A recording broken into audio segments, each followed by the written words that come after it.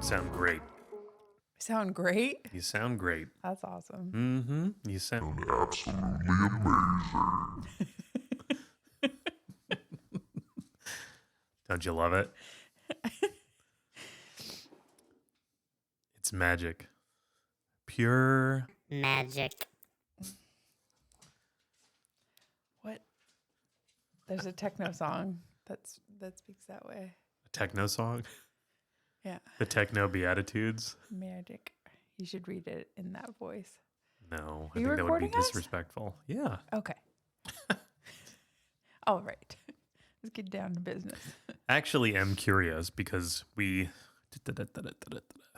guess we should start out, right? We should start out and say the thing that we always say that we forget to say, but we should say some more. I'm Jessie, I'm Ryan. and we are Something About. Catholics. Today we're going to talk about Beatitudes.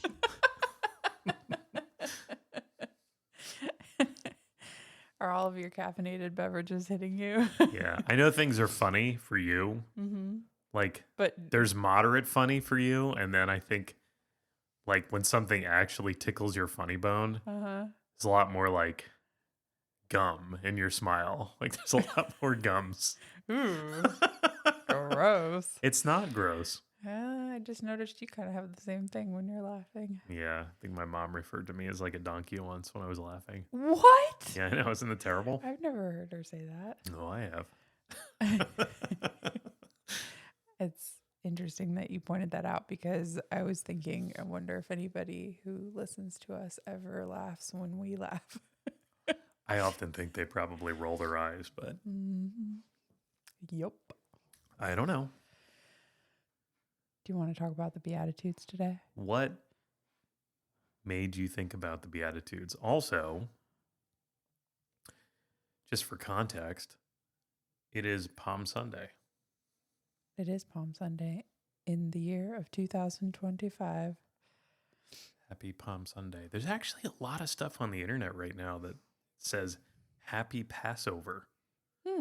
The official SpongeBob SquarePants account on, I think it was either Facebook or Twitter or something, had a Happy Passover message, and it was all of the SpongeBob characters celebrating Passover. That's weird. And I don't think it was a parody account. I think it actually had like the Nickelodeon moniker on it. So I'm a little surprised that they were allowed to do that. I thought we were completely unable to do that kind of thing. And, Whoever runs the account must be Christian. well, I would Like think if they're Jewish. if they're not posting that of I would think Jewish. oh, Yeah. that makes sense. So all of those people doing those fun sound effects and fun voiceovers, they're all. I actually wonder. Do you now. know that they're Jewish? I just assume so if they're celebrating Passover. Huh. Because we don't really celebrate Passover. Acknowledge it. We but acknowledge, not- exactly. Not celebrate. I would say if somebody says Happy Passover, it's likely that they're Jewish. Didn't even know saying Happy Passover was a thing that people say. I guess I'm out of the loop of that. Be interesting this week to hear if any of the different podcasts that I tune into will be taking a break this week.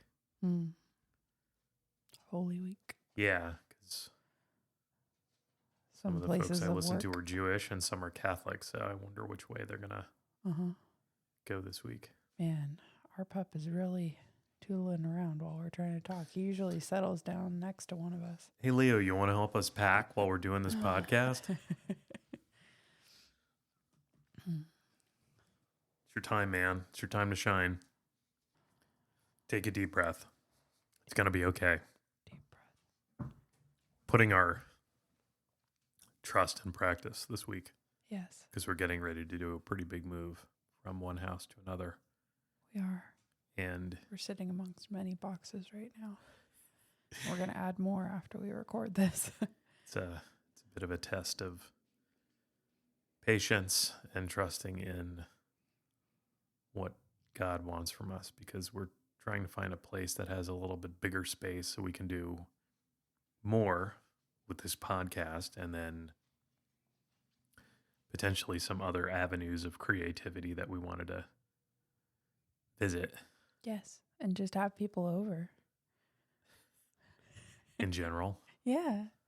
Yes, we have We'll a have house more with very space for awkward that. space right now. So Yeah. We're very thankful. definitely a thing. Yeah. But we were talking about yesterday, it really is putting trust into practice, trusting in God and going with what we think we're being led to do. And we both keep going, okay, if this isn't supposed to be, show us. If it is supposed to be, continue to give us peace, please. It does kind of mirror some of the stuff that we've talked about, like week over week over week. Meanwhile, Leo's tap dancing around the table. But seriously, it does take into account a lot of having faith, trusting, and I think you and I have probably had more like open and honest conversations over the last like 2 weeks about trusting in things, and having like open discussions about like, well, what if this happens? And then what if that happens? And then making lists of like, what are the benefits versus like, what are the bad things? yeah. And it's like we keep going back to having faith and just trusting that what we're doing is the right thing and that God's going to take care of us. Yeah. I think this is one of the bigger times that we've done that as like a combined effort together versus us going interiorly and maybe praying on our own or talking about it more.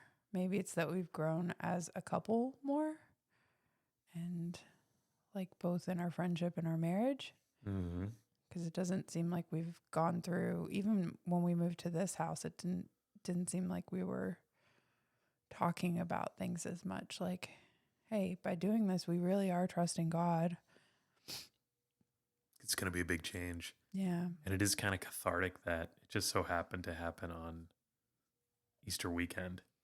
Yes. Like this Holy Week kind of ends with us moving like at the very end of the week. So Yeah. it's going to be really strange. Yeah. We close on, or we're supposed to close on Thursday. Holy Thursday. Holy Thursday. And if all goes well, we should be moving on Good Friday. And friends of ours have pointed out that it's pretty cool that we're closing on Holy Thursday with the intention of moving to a house that will have a little bit more space to have people over, because Holy Thursday is like the Last Supper kind of. It's like twofold. I think as we've gotten more involved in church, we want to have people over for that reason, and it's difficult to do in our current space. Yes. And I think for whatever reason, it feels like our family has kind of like moved from their respective states to be closer by us here in North Carolina. Yes. And we want everybody to feel welcome at our house. And sometimes when we have people over at our current house, it feels like people are packed together a little bit like sardines. And Sardines is a good way to put it. And we would like to have more space for that. And we are very thankful that it seems we're on that trusting path, but it seems like that path has been opened for us to make that possible. I completely forgot today, and I don't know why, but on Palm Sunday, I always get it mixed up as far as like the big readings are concerned. I'm trying to remember what other day there's a lot of readings on. Is it something in Christmas, during Christmas time or Advent maybe season? Possibly. I just keep thinking about the fact that like today is not the only day where there's like a lot of not only like a narrator, but like there's multiple people, I guess, involved in like the gospel reading. Yes. Isn't there another one? Feels familiar. Feels like Advent or Christmas. It's wild too, because we typically go to the very, very early mass at the church near us. And I think we probably would have had a slightly different experience. Early in the morning? Mm-hmm. Yes. And we would have been even more cold than we were today. Yeah, holy smokes. I think this morning was like 45 at like 9 a.m. when we went. And we usually go earlier in the morning, so it would have been even colder. I was standing there thankful that it wasn't, but also pondering what today's readings were going to be about.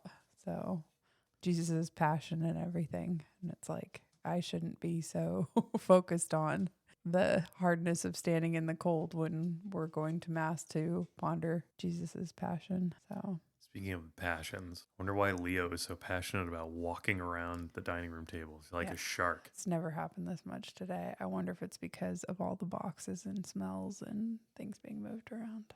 All of the dusty stuff. He's like the contractor, the moving contractor. Trying to make sure everything's going to plan. This is over here, and this is back boxed up. Are my treats in a box? All right, brother, you got to calm down. Mm-hmm. He is. He usually does settle down. Shut her down. Shut her down. So what piqued your interest about the Beatitudes? Why did you want to talk about that today? I know of them previously, but we're currently reading through, there's a group that I'm part of at church, and one of the goals at this time of year with that group is to do some sort of consecration to Mary. And it's a 30-day practice of reading through. It can be different things. I didn't realize there were so many books for it. So what is the name of the group that you are? Mary's Women of Joy. Do you know if that's also something that is outside of St. Mark's, or is that? It's actually started by someone at St. Mark's, but now it's at a couple different parishes. So it's pretty cool. Like parishes in North Carolina or outside of? In North Carolina. Oh, okay. Okay. But one of the practices that we're taking part in right now is consecration to Mary. And one of the days in the book, the 30 days that you and I are currently reading through, because I've pulled you into it, is one of the 30 days is titled the Beatitudes. And it's reading that portion of Matthew and then pondering it. The book that I chose for this year actually is being guided by Pope St. John Paul II. But for those that are curious about consecration to Mary from a Catholic perspective, quick summary online, it just is seen as a way to grow closer to God through Mary's intercession and to align one's life with the will of God as understood through Mary's example. So that's the goal. All of it is to draw closer to God, but we can use Mary's example to do that is the purpose of that. So I thought it would be a good thing to talk about together. And then once I started looking it up, I was like, oh, there's a lot to this that we might both find interesting. Thus, maybe other people might find what we learned interesting. Can I just read the Beatitudes first and then we can talk about it? Of course you can. So, the Beatitudes are found in Matthew chapter 5, and I will read verse 1 through 12. Seeing the crowds, he went up on the mountain, and when he sat down, his disciples came to him. And he opened his mouth and taught them, saying, Blessed are the poor in spirit, for theirs is the kingdom of heaven. Blessed are those who mourn, for they shall be comforted. Blessed are the meek, for they shall inherit the earth. Blessed are those who hunger and thirst for righteousness, for they shall be satisfied. Blessed are the merciful, for they shall obtain mercy. Blessed are the pure in heart, for they shall see God. Blessed are the peacemakers, for they shall be called sons of God. Blessed are those who are persecuted for righteousness' sake, for theirs is the kingdom of heaven. Blessed are you when men revile you and persecute you and utter all kinds of evil against you falsely on my account. Rejoice and be glad, for your reward is great in heaven, for so men persecuted the prophets who were before you. Do you have any idea why the sayings almost sound upside down? That's kind of what I wanted to focus on because I thought that was really interesting. So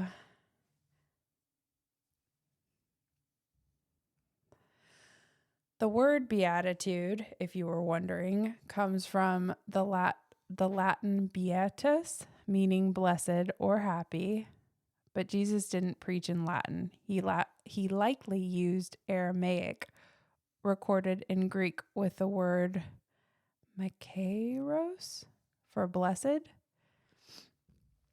Excuse my mispronunciation. But Beatitudes were a common Jewish literary form. You'll find them in the Psalms and wisdom literature. And like you just said, what Jesus did differently was the content of the blessings of them. So you just touched on something that I think there's probably more to pull the string on. How even though that they were found before Jesus was born, how he took what was in them and kind of reshaped them in some way, shape, or form, I guess, or reshaped them in a way that we can apply as both Christians and Catholics. What I understood was that Jesus was speaking in a way that would be recognized by the people of the time period that he was presenting the things that I just read from the Beatitudes. So the Beatitudes are important and kind of go inside of the Dead Sea Scrolls, which is probably one of the more interesting pieces of this whole puzzle. It's opened up a whole boatload of questions for me, but in the Dead Sea Scrolls, one of them, and I guess it's called 4Q525. How I understand how to translate that is, I guess the 4 is because it was found in cave 4 at Qumran, Qumran. And I'm assuming that 525 is the scroll itself. So I guess the 4 and the Q are the location, and then the 525 is actually like the scroll, like in terms of like the number in which they found it. I'm not 100% sure I understand. Like number 525. I suppose. Weird. But 4Q525 is also called the Beatitude Scroll, or Wisdom Text with Beatitudes. And it's a Hebrew manuscript from the Dead Sea Scrolls, again, found in Cave 4 at Qumran, and it's dated to be around 50 BC. And it's thought from an historical perspective that it was written by the Essenes, Essenes, which is a Jewish sect. And what's really interesting is that if you consider the fact that it was written around the time of 50 BC, it offers some insight that we might not otherwise have into Jewish wisdom and what they consider to be the Second Temple period. So from our perspective, the Dead Sea Scrolls were found around 1947. And of course, as Catholics, it's like a treasure trove, right?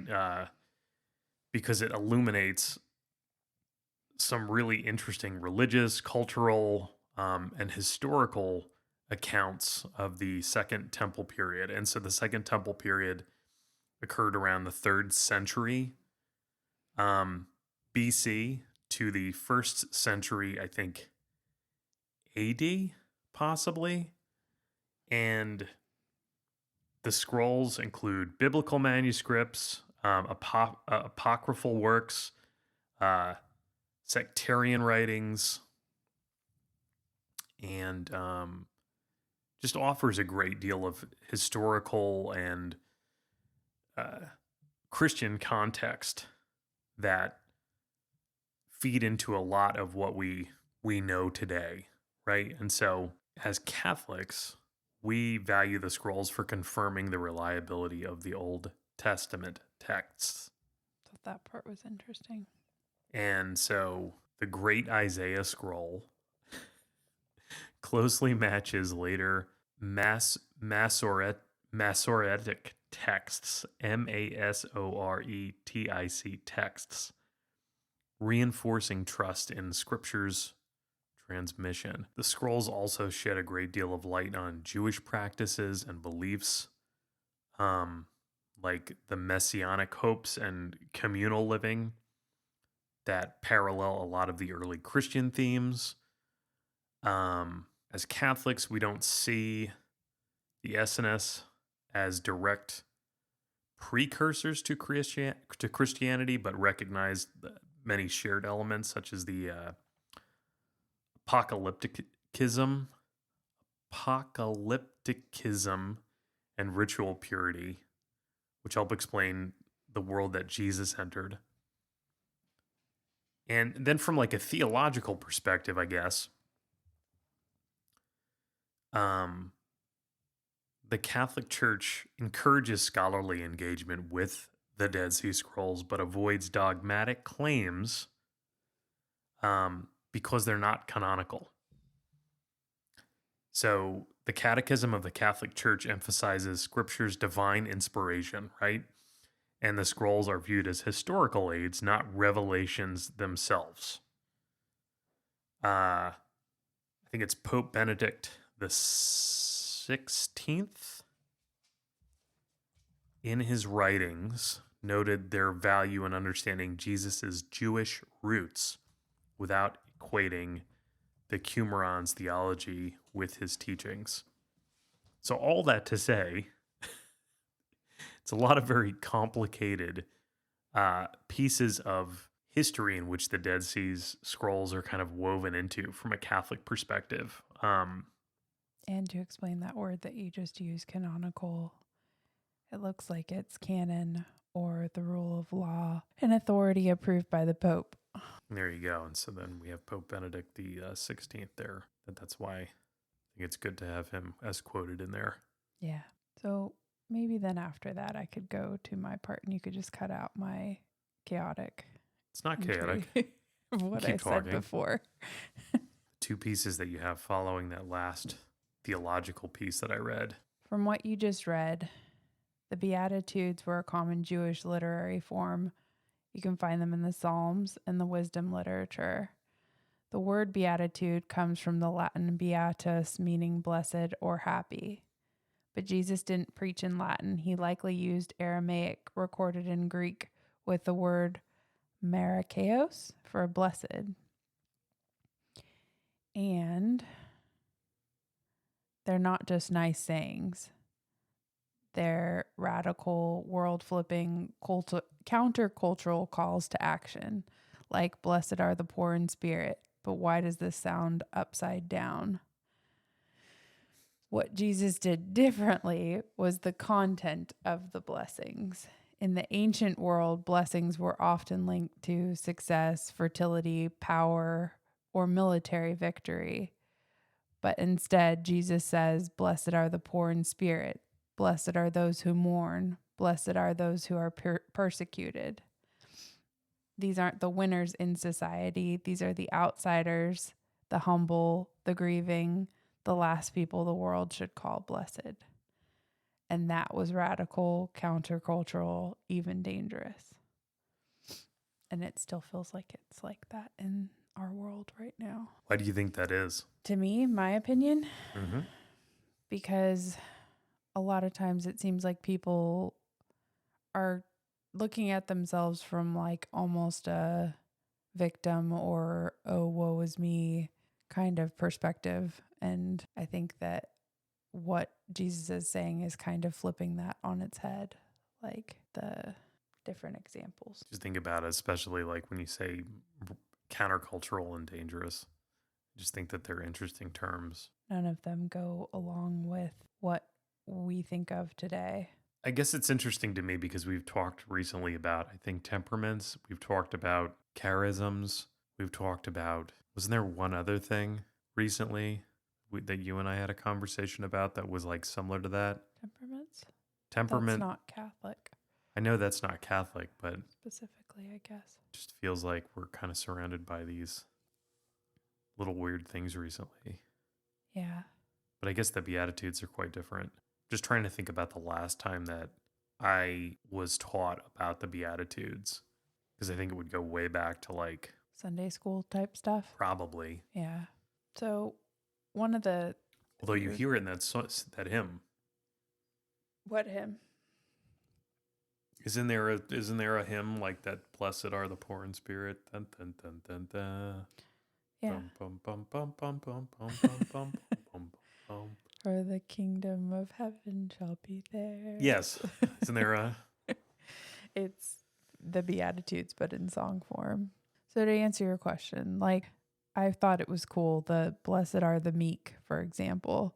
Meek in Greek is, no, I just rhymed, is pros, a word used for a trained war horse, powerful but under control. So it's not weakness, but strength with restraint. And I thought that that was interesting because when I have always thought of meek, I think of being quiet and not seen and not heard. And the idea that the Greek word for the word meek is powerful, like a trained war horse. If you have God on your side, that's even more amazing. And then it reminded me of a prayer that we have.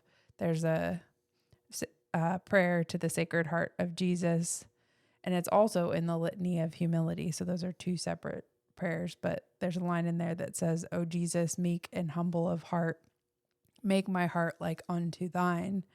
And every time I've seen that previously in those two types of prayers that you can participate in, I've been thinking that that means that I should be quieter and more withdrawn, but that type of wording makes me ponder it more from a powerful finding your strength in God type of way. Because that's the first time I've ever thought of that too. And it's odd that that word has taken the direction that you just described, I guess, in the English language. Because there's so many words that we use that are either offshoots or have their basis in another language. But I think meek especially, at least in the context in which you typically think of it as, you know, somebody that's tiny or of, I'm trying to even think like if you're meek, mild and meek, I think is kind of like the two words that go side by side, right? But the way that it is described here, meek and humble of heart, I think it's interesting that you can almost be like powerful in God's control. Yeah. Like by opening your heart to his will. Yes.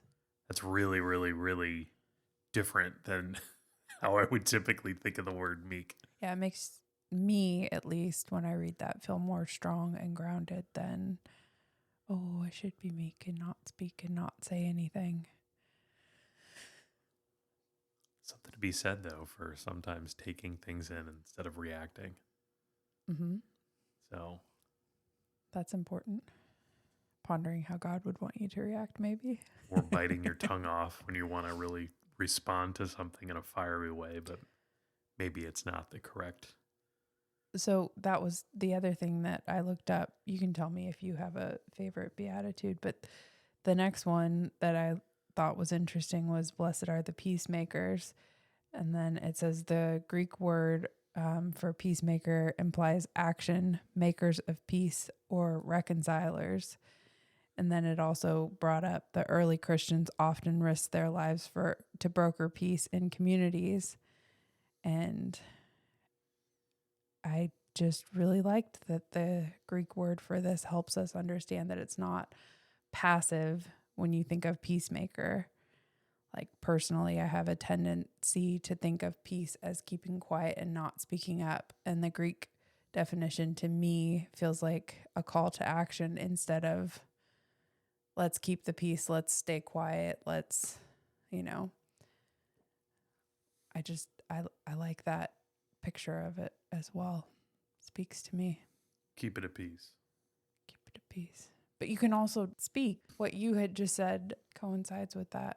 It's like to keep the peace or to speak of things like from that place of meekness doesn't have to be not saying anything. And there's plenty of examples of that, not just in Matthew of when Jesus didn't stay quiet. There was a point in time that I think I reacted to anything and everything. You mean like outwardly? Yeah. Uh-huh. And now I'm told that I'm a little too quiet. Sometimes when there's something being discussed or something happening that like my input is wanted on. I don't say that. I know you don't, but other people do. Okay. Um, Makes me curious who's saying that, but go on. More of a work thing. I think I just tend to really think about things now before I open my mouth. Mm-hmm. For better or for worse, but it's kind of interesting because I do oftentimes hear people saying things that are just blatantly incorrect. Yes, and to me, this seems like if you feel strongly about something, then you are called to speak. Like you should say something. But to what extent? Like I know as just in general as Christians, like you should stand up for your faith or what you believe in, but this also to me feels like there's a call to action, even if just from that one line of the peacemakers. It's hard to do it, and also, what's the word? Civil. Hard to do it and remain civil. Like I think sometimes you want to say something that it's like people speak in sound bites. Yes. And you want to react to it sometimes, but I think as Catholics and Christians, we have to be a little careful in how we respond to things, and we have to be, what is the word that I'm looking for? Judicial? Judicial's, it's How we along the same respond? lines, but like, it's not Intentional? civil. No, it'll come to me. It'll come to me at 3:00 in the morning. Usually. It's usually how it works. Mm-hmm. So are there any of them that speak to you personally? I think when I consider the Beatitudes and the ones that speak to me, I think it's That was our cat, if you can hear that, and Ryan can't cut it out. She's talking about her favorite Beatitudes. She's got to get a word in. Blessed are the hungry. They need second breakfast. Which for her is an extra scoop of food. I think it's probably blessed are you when they insult you and persecute you because of me. Rejoice and be glad, for your reward will be great in heaven. And I think part of the reason I really find this one appealing, especially as I get older, is just because of how tapped into the current culture I am, whether it's by way of social media or by way of just being a part of the working world in a big city. I think about things that we as a society try to tie in a bow and call normal, and they're not normal. And anybody that believes differently seems to get either insulted or persecuted. Yeah. And there's a gazillion examples of this, but it's like you either have to get on board with that or you're considered the outsider. Person. Yeah, you know. My thinking also is that it's really hard to not have being able to talk about our faith normalized, like on the opposite side of the coin in that way. Like I almost feel like it's more appropriate at this point to talk about any of the pride things in the workplace and out in the world socially more widely accepted than it is to talk about being Catholic and what goes into that. Like if I open my mouth in any circles of friends that are not Catholic at work or out in the world, it almost feels like I'm instantly judged for speaking about that. And I'm interested as to why it is that way. If you look at Hollywood, or if you look at the current generation, not even the current generation, I mean, I think it's been multiple generations. The Catholic Church has been used as a punching bag. It's always been used as a punching bag. Yeah. And I think people immediately go into the priests being pedophiles argument. And it's not a funny thing, obviously, but it's just interesting to me that the Catholic Church is the church that's always targeted with that. I think there's many religions out there that have a similar. Are you trying to say that you can find the bad or ugly in most religions or groups Sure. that get a little bit off track of where they originally started or what we hope they should be, I guess. Yeah, I think that's it exactly. But for whatever reason, the Catholic Church is the one that's always targeted, Hmm. and I just find that interesting. I don't know, what the reason is behind that. I can Yeah. speculate, Yeah, but I just think it's interesting. So, it is interesting. from a Beatitudes perspective, without going too far down the rabbit hole, I think that's some of the context in which I always think about believing in Catholicism and being insulted or persecuted because of what we believe in. It's also interesting to read that back. The blessed are you when men revile you and persecute you and utter all kinds of evil against you falsely on my account. Rejoice and be glad, for your reward is great in heaven. For so men persecuted the prophets who were before you. So I'm not saying that we're prophets, but the part about rejoice and be glad, for your reward is great in heaven. It's interesting that whole, even if you're suffering here on earth, the way that you react to things can create your reward in heaven, is how I read that back. Right. So it's easy to get down and lost in the moment here. I think it's hard for us to look forward to the hope of heaven someday based on things that are occurring right in our faces on a day-to-day basis.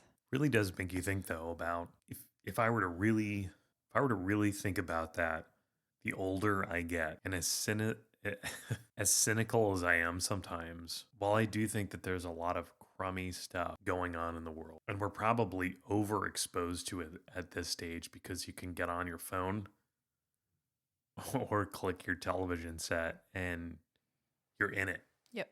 You're in it, right? Like, you're surrounded by it. So I think we're just overexposed to it in a certain way. But I think about some of the good things that happen sometimes. And I think about the fact that we went to the welcome retreat. We met the people that we did. And I think about, was at our church. and we think about going to Palm Sunday Mass this morning and how nice that was. I think about the fact that I had the ability to drive 40 minutes down the street and I can have dinner with almost the entirety of my family, and it'll be a nice thing, right? There'll be some center of Catholicism at the middle of it, even if it's just us praying together, right? All of these things, I think, are little glimpses into heaven in some way, shape, or form. It's true. And it's a nice way to look at it. It's just this like Catholic community, and I mean, like, if what's going on in society is like a concrete wall, these are these little cracks that you can kind of see through from time to time. And I think it's wild that you have things like the Beatitudes that speak to, it's almost like butting up against that wall. Yep. In different ways. And there's a different Beatitude to describe like each feeling that you might get when you butt up against it. Yep. I think a lot of times the first part of each one, like, blessed are the poor in spirit, blessed are those who mourn, blessed are the meek, blessed are those who hunger and thirst for righteousness.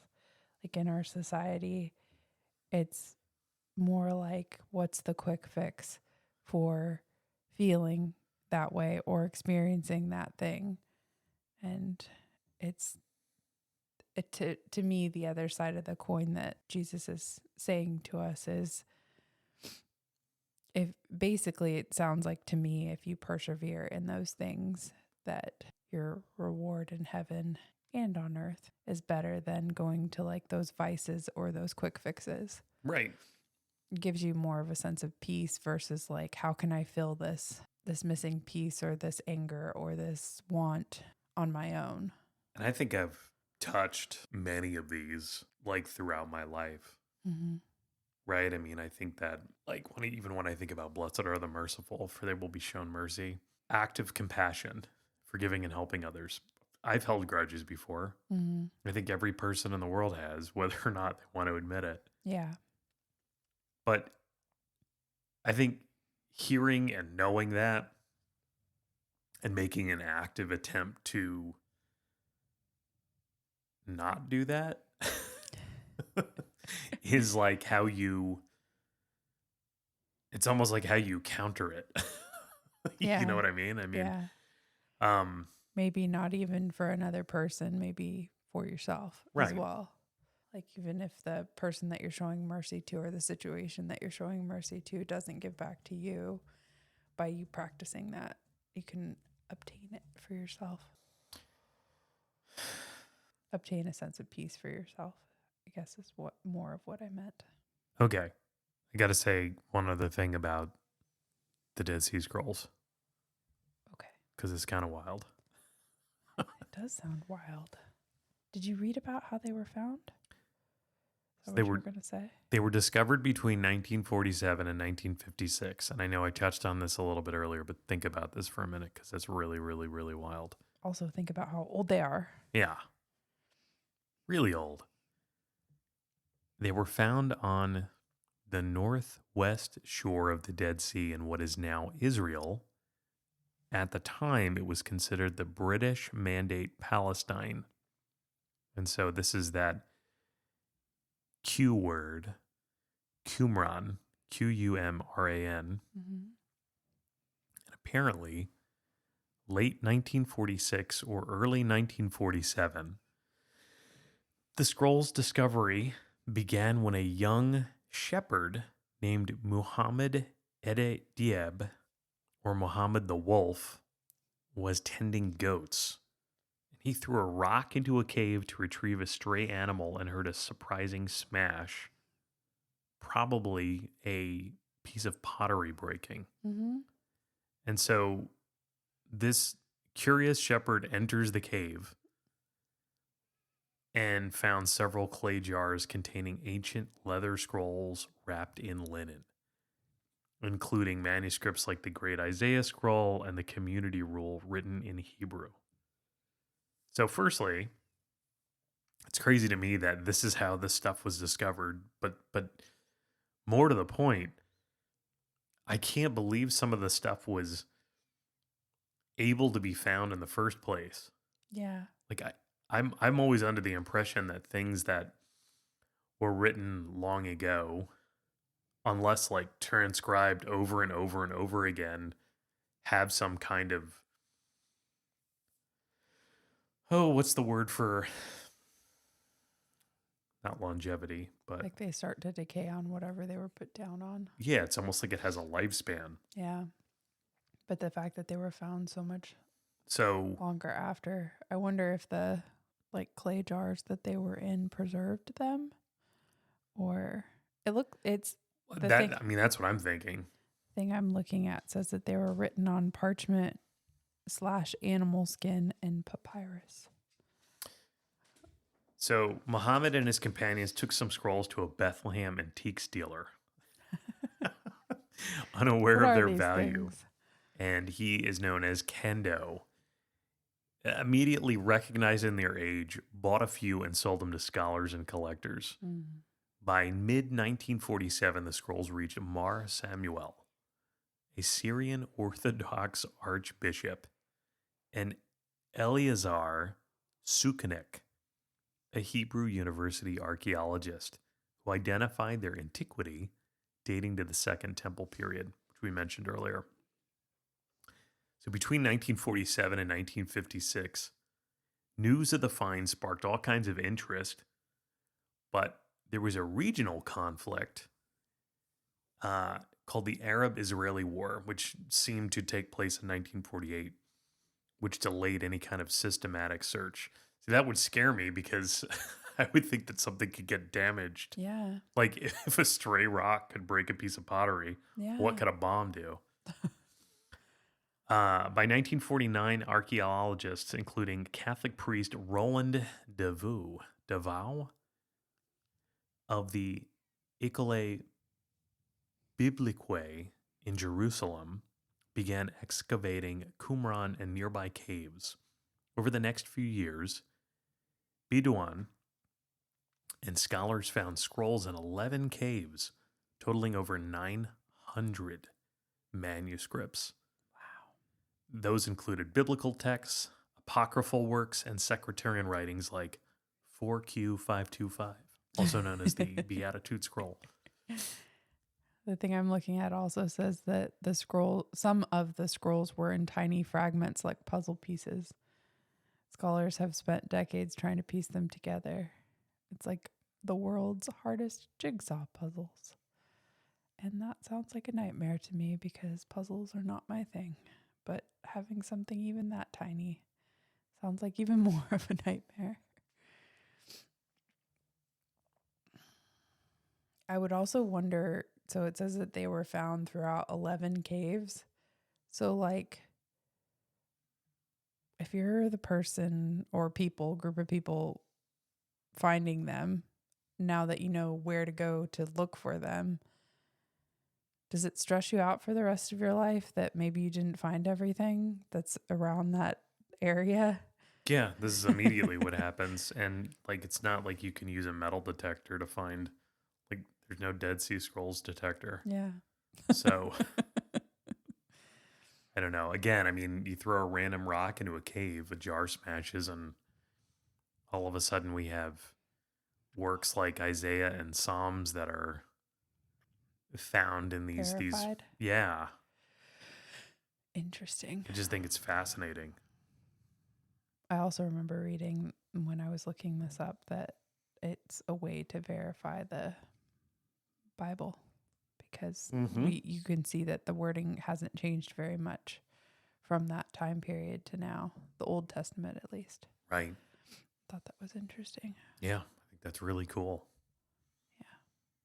Well, the irony of a shepherd throwing a stray rock to maybe protect some sheep or something like that. Yeah, so what do you think about that? Do you think that that was something like the Holy Spirit guiding his rock to smash that open, or do you think it was just a happenstance? Well, if you want to use the age-old adage of everything happens for a reason, then the answer is probably yes. There was a reason. Something in the spirit world. Something in the spirit world. Guided the rock to smash the pottery. In a cave. What in the world? What are the chances of that? I don't know. But there you go. I like this. This is an interesting topic. It is interesting. Is there anything else you want to share about the Beatitudes? Which one speaks most to you? Well, I was thinking the blessed are those who mourn, for they will be comforted. When I first pulled up this topic as something we could talk about, because that whole sentence has usually comforted me in the past with the people that I've lost on this earth. But now, with the new knowledge of the blessed are the peacemakers, from the Greek perspective of that word not being in a passive way,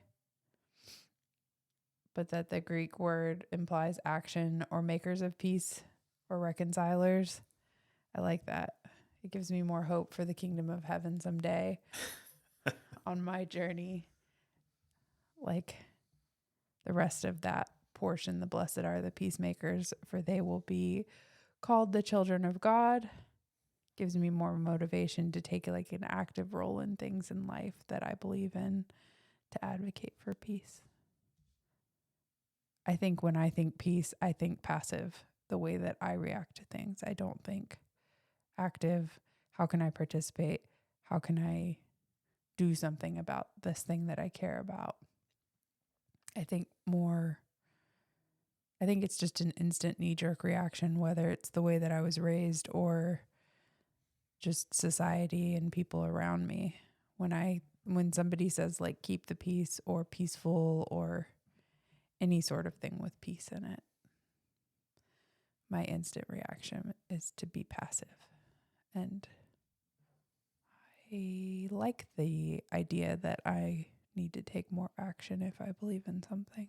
Just be meek. Powerful. Yeah, controlled. Powerful yet controlled.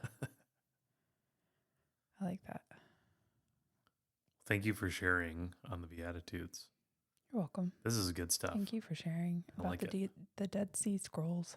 Yeah, it's so cool. It is. It's the kind of stuff that I like learning about and want to learn more about. I'm sure this isn't the only thing in our history as Catholics that have happened this way. Mm-hmm. Good? So if anybody's listening, what's your favorite beatitude, if you have one? Amen. Amen.